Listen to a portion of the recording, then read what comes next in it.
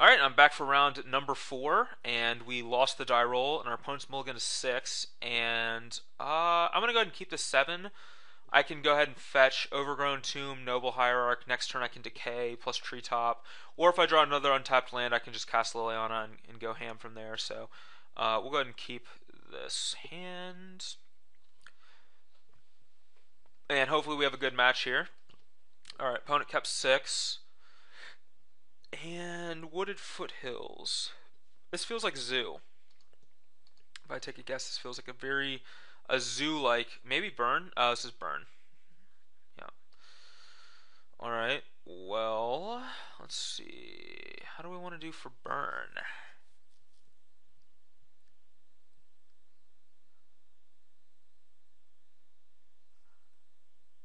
Well, this is awkward.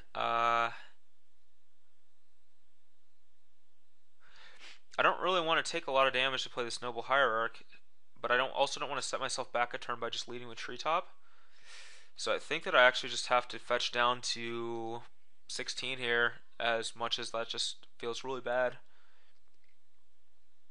I mean, I basically just dealing 3 damage to myself here. I'm basically unmulliganing my opponent by taking 3. But if I don't do this, then I'm mulliganing myself. However, if our opponent just has like Searing Blaze, is really bad.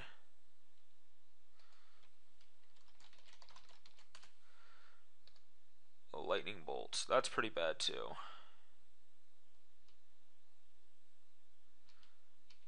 Alright, well we drew another Noble Hierarch, so it's not the end of the world as we know it.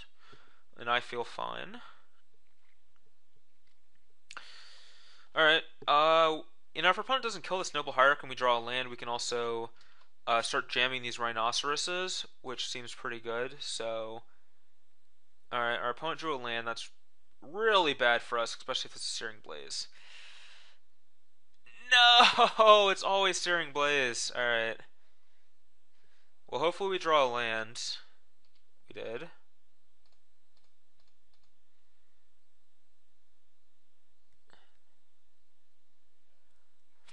We are a white source away from getting Rhinoceros up in here. Let's go ahead and actually eat one of these nobles. Go up to 10 and grow our ooze a little bit here. If we draw a white source, I think we win because we just get to play a couple rhinos in a row.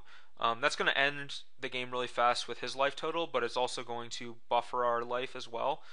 Unfortunately, we know our opponent actually has 3 spells in hand because he missed land drops, and he's hit 2 in a row now, but he wouldn't have missed land drops if he had lands in hand, so we know that's just actually 3 spells. With us at 10 life and a Monastery Swiftspear, that's not great, but it's not the end of the world. If he doesn't have like a way to actually kill ooze, then it's actually fine for us. If our opponent can kill ooze, then it's pretty bad.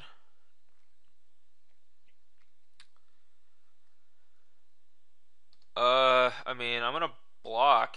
I'm really confused by this attack, though. I mean, there's no way I don't block here, though. Oh, is it like Boros Charm, deal a bunch to us? Deal 4 to us? Yeah. Plus, like, probably a, oh, double strike. Oh, wow, that was actually great for us. Alright, well, unfortunately we didn't draw anything good, so we're just forced to Inquisition.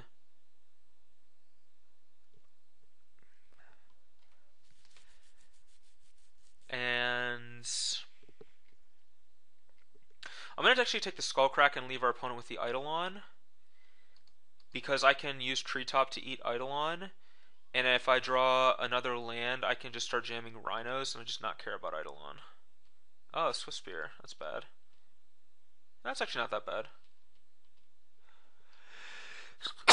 Excuse me. Yeah, it's not the worst. Especially if we draw a white producing land, which we didn't. Alright, well, we just have to sit here and pass the turn.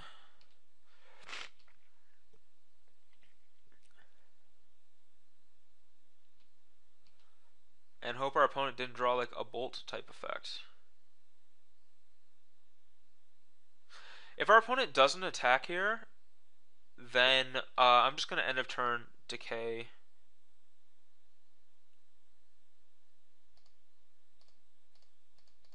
All right. Well, I'm gonna take the bait here.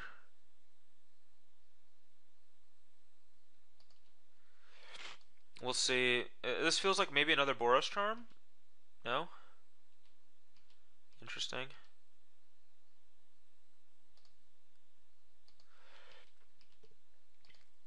All right, and we're just kind of in the same predicament again, where if we draw, we just need to really draw a white source. I wish I had been able to get a white source with that Windswept Heath. Lava Spike, sure.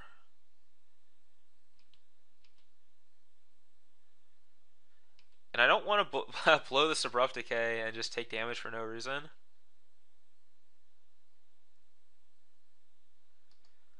And I just don't want to cast this Liliana either. I don't want to take damage into this Eidolon. So I'm not going to cast a spell. And I mean, we're going to die if our opponent just draws a bunch of burn spells in a row and kills us. But if we can just draw a white source really at any point in time. This is super awkward. Yeah, I don't see the value. I still don't see the value in casting anything here. Just my best bet is to just hope to draw a white source.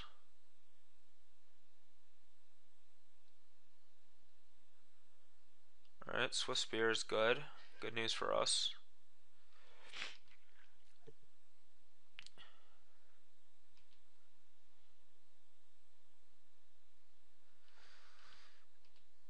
Okay. Wow, so this really comes down to, is that card a Boros charm?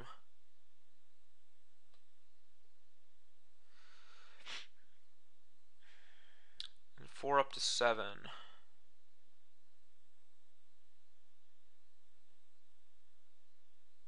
This is a tough play. Well, if it was a Boros charm, he would have attacked with both. I would have been dead. Alright. Gonna go for it.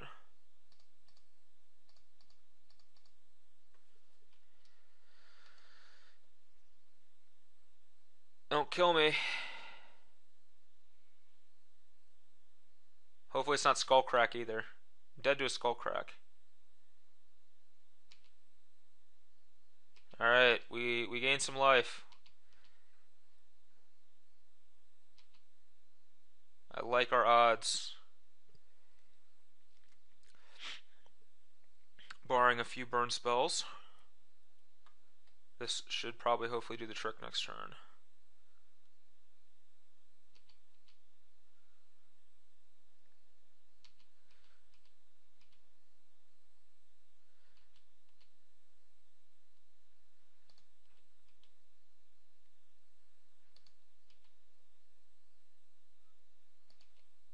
Oh, I should have also attacked with Treetop.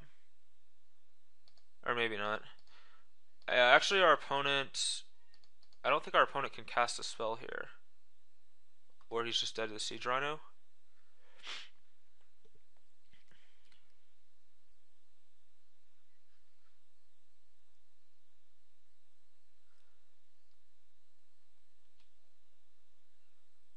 Yeah, our opponent's just dead.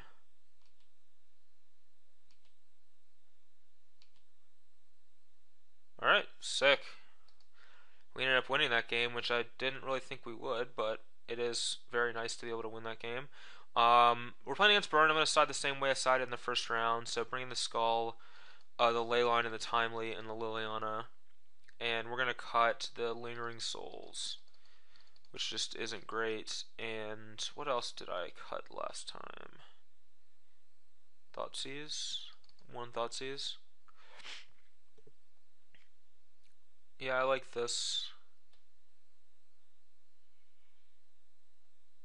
Yeah, I like this cut here. So we'll run this. I mean, if we have like a Leyline in our opening hand in one of these next two games, we're probably just going to win. So winning game one against Burns really important, and I like that we were able to do that. So was pretty cool. Hopefully we have a sweet hand here, which we don't. We definitely have to mulligan this hand. We have a couple of uncastable Tazagers and a Rhino that we only have one land. We can't cast any of our spells except Path, which isn't even that good. Our opponent mulliganed to 6 as well, so that's sweet. Alright, well, we have to keep this hand, even though it's not great, so...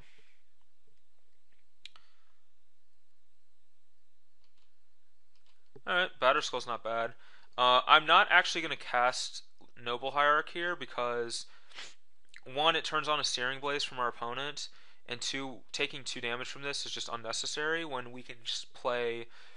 It doesn't affect our curve at all. We're still playing Goyf next turn, regardless. Ooh, Leyline. Huh.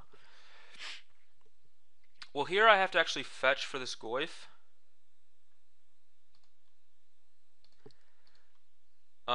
That way my Goyf's a 2-3.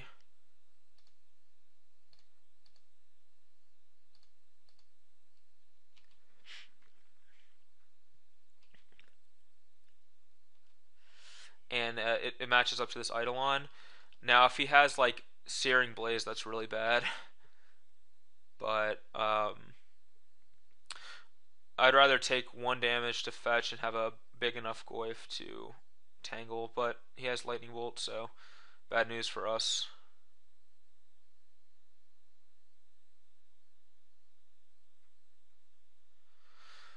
And a Rift Bolt, okay.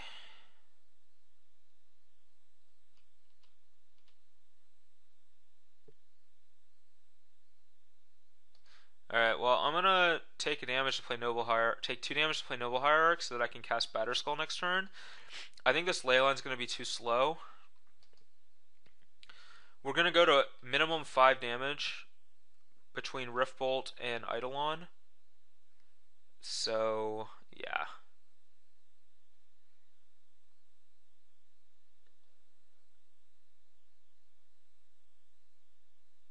Let's see what this is. Maybe like a creature here would actually be good for us. Spike. Well,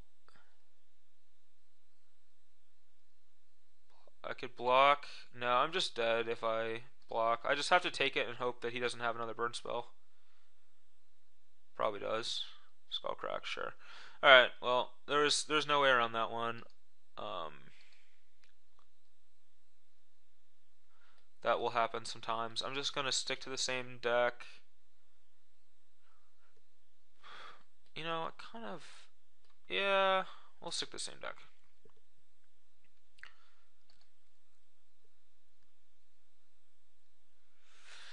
Alright, this hand's a little awkward, but I'm going to keep it. We have Inquisition into Goyf, which is, all things considered, a pretty good start, and we don't have to take that much damage for it either. Alright, well, alright, so I don't care about Molten Rain with this hand. I don't care about, let's see, Sorcery, Land, Creature. Instant. Alright, I don't care about these burn spells that much. Alright, Sacred, Stomping. I don't care about the Eidolon because our Goyf outclasses it. And I don't care about the Molten Rain because I have a lot of lands.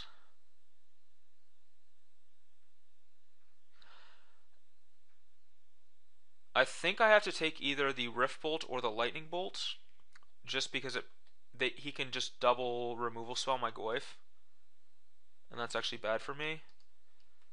So I think that I actually take the Lightning Bolt. Rift, Eidolon, Boros, Molten. Alright, we'll take Lightning Bolts. And hopefully this Tarmogoyf is good enough to get the job done. Sacred Foundry, probably suspending a Rift. Yeah, suspends Rift Bolt. Alright, and our draw was bad. Let's get a Forest. And play a Goyf. And hopefully our opponent hasn't drawn a removal spell so he can, like, double removal this Goyf. Probably just goes upstairs with this Rift Bolt. Yeah. There's a Stomping Ground. This is probably Eidolon. Yeah. So he has a Boros Charm and a Molten Rain that we know about.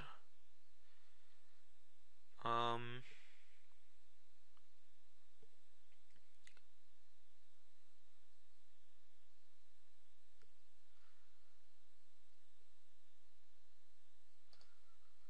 Alright, I'm not going to attack. I don't think trading 3 for 2 is how I win this game. I'm just going to sit back and hopefully I draw something like a Siege Rhino at some point.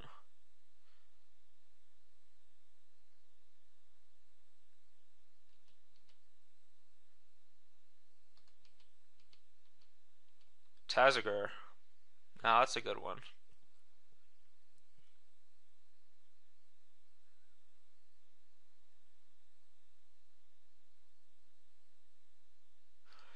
Alright, I'm actually going to fetch for the Tazagur. That way, I can keep a land in my graveyard and keep this Goyf at a 3/4. But we'll go ahead and crash with the Goyf first.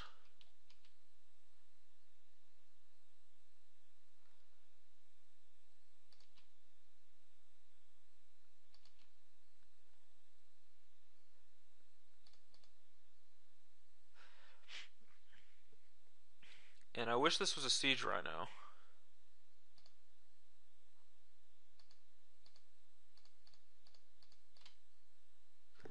Instead, it's just a Tazagur the Golden Fang.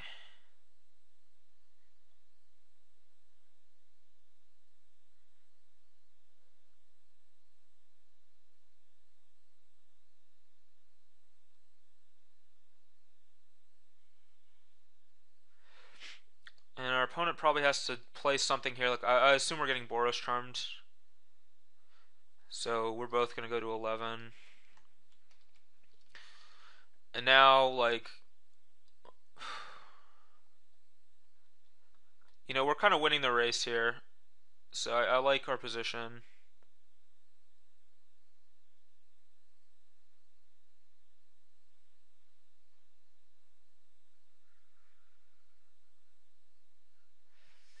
Especially this Township, actually. If we attack in Township, our opponent can't really do much. Our opponent has to block, or else we put him down to just one spell. So I'm actually going to play the Township and then attack both.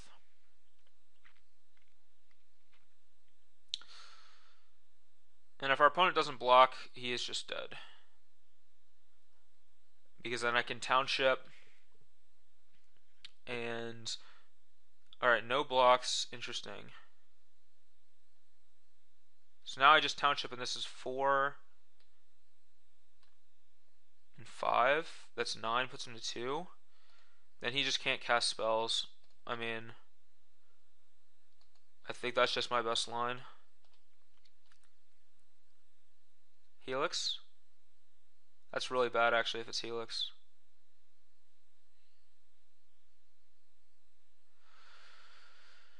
Ooh, that's bad. He still can only cast one spell though, so... Unless it's another Helix. Yeah, I didn't see Helix coming.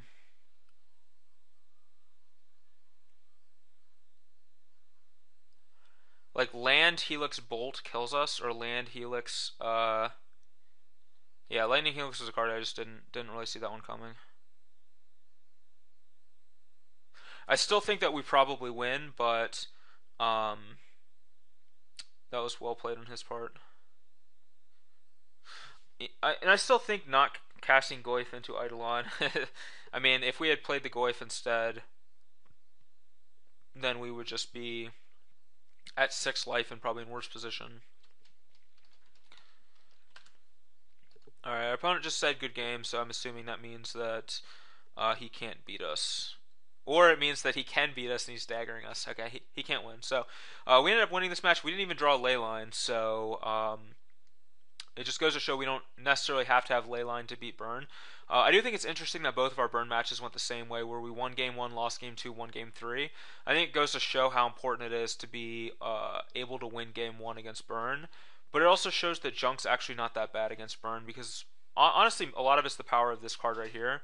Tarmogoyf's just so powerful against them, and it just really uh, destroys them. So anyway, that's the entirety of my moto video for Abzan mid-range. I hope you guys enjoyed the video, and I might actually have a conclusion coming up afterwards where I want to talk about the deck and some of the things that I liked and didn't like. So I think I'm actually going to do that right after this. So if you guys want to learn more about Abzan in Modern, you can stay tuned for that video. And if not, thank you all for watching. Feel free to leave feedback. I always read that, and I really enjoy reading that. Any ideas, things I could have done differently in some of these games, card choices, things like that, or even just how to make these videos better. I love hearing that because I really want to put out the best content I can. But anyway, thank you again for watching, and hopefully I'll see you again for another video or article I put out.